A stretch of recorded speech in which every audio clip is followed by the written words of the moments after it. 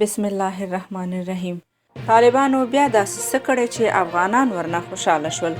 په سلامونو او نیکو هیلو مو هرکلی کوو. خدای دې وکړي چې ټول به راته روغ جوړ او د کرونا څخه په امن کې یاست. نن درته د طالبانو په اړه خپلی راپور لرم، خو د راپور نه مخکې سحر میډیا چینل سبسکرایب کړئ. په بغلان کې د برق یوه پایه چپه شوه چې خلکو دا ګمان کوه چې ګواکې دا به طالبانو چپه کړې وي، خو د طالبانو ویان ذبیح الله مجاهد رسنیو ته وویل په بغلان ولایت کې د برق یوه پایه چې پخوا سمه نه وه جوړه شوې د باد او باران له امله نړېدلې.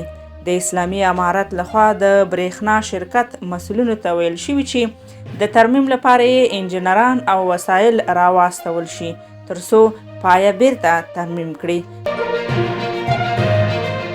په دې اړه خپور شوی پروپاګند حقیقت نه لري.